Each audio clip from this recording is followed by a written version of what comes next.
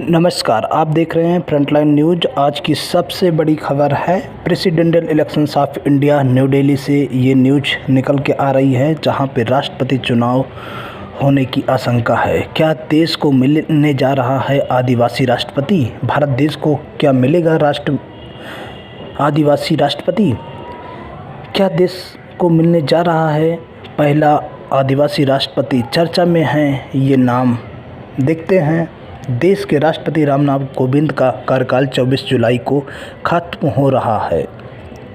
राष्ट्रपति चुनाव के समीकरण के साथ बीजेपी की नज़र 2024 के लोकसभा चुनाव पर भी है। इसलिए माना जा रहा है कि वो देश के नए राष्ट्रपति के चुनाव के लिए ये मास्टर स्ट्रोक चल रही है। प्रेसिडेंशियल इलेक्शंस ऑफ इंडिया के तहत देखा जाए देश का अगला राष्ट्रपति कौन होगा, इसको लेकर दिल्ली के सियासी गलियारों में कई नामों का चर्चा चल रहा है। वर्तमान राष्ट्रपति रामनाथ कोविंद का कार्यकाल 24 जुलाई को खत्म हो रहा है। यूं तो काफ़ी समय से एनडीए गठबंधन और विपक्ष के राष्ट्रपति पद के संभावित उम्मीदवारों के नाम पर ज़बरदस्त अटकलें और कयासबाजी चल रही है। इस बीच खबर आई कि देश की सत्ता का प्रचंड बहुमत से खारिज बीजेपी इस बार राष्ट्रपति पद के लिए किसी आदिवासी उम्मीदवार बीजेपी प्रेसिडेंट कैंडिडेट्स को उतारने पर विचार कर रही है। यानी बीजेपी ने ट्राइबल कार्ड चला तो देश को पहला आदिवासी राष्ट्रपति मिल सकता है। एक तीर से कई निशाने लगाए जा सकते हैं। दरअसल देश के प्रथम नागरिक को चुनने के लिए होने जा रहे हैं चुनाव के जरिए बीजेपी 2024 के लोकसभा चुनाव और आगामी विधानसभा चुनाव के समीकरणों को भी ध्यान में रख रही है।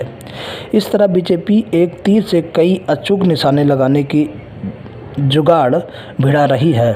बताते चलें कि लोकसभा की 533 सीटों में से 47 एसटी कैटेगरी के लिए आरक्षित है। 62 लोकसभा सीटों पर सीधे आदिवासी समुदाय प्रभावी हैं। इस तरह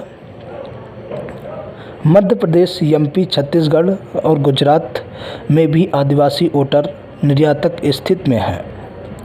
इन विधानसभा चुनाव पर फोकस। विधानसभा चुनाव की बात करें तो गुजरात में इसी साल और एमपी और छत्तीसगढ़ में 2023 में चुनाव होने हैं।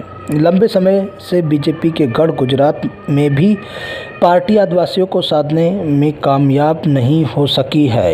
182 सदस्यीय विधानसभा में 27 सीटें एसटी के लिए आरक्षित हैं। बीजेपी को 2007 में सिर्फ 13, 2012 में 11 और 2017 में मात्र 9 सीटें ही मिल सकी हैं।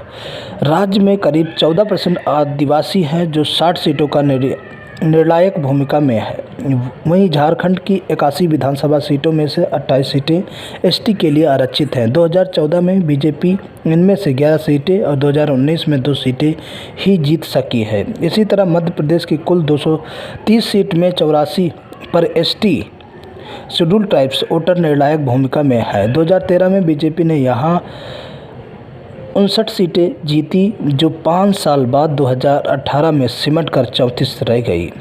अब कुछ ऐसी ही हालत छत्तीसगढ़, उड़ीसा, महाराष्ट्र में भी है, जहां के चुनाव में आदिवासी समाज की बड़ी भूमिका निभाता है। दैनिक भास्कर में प्रकाशित एक रिपोर्ट के मुताबिक केंद्रीय मंत्री अर्जुन मुंडा, जुएल ओरांव, पूर्व राज्यपाल द्रौपदी मुर्मू तथा छत्तीसगढ़ की राज्यपाल अनुसुईया उइके प्रमुख आदिवासी नेता हैं, जिसके नाम राष्ट्रपति पद के लिए चर्चा में है। अगर वाकई ऐसा हुआ तो वेंकैया नायडू और राजनाथ सिंह जैसे बड़े नाम दौड़ से बाहर हो जाएंगे, जिसके नाम लंबे समय तक इस रेस में चल रहे हैं।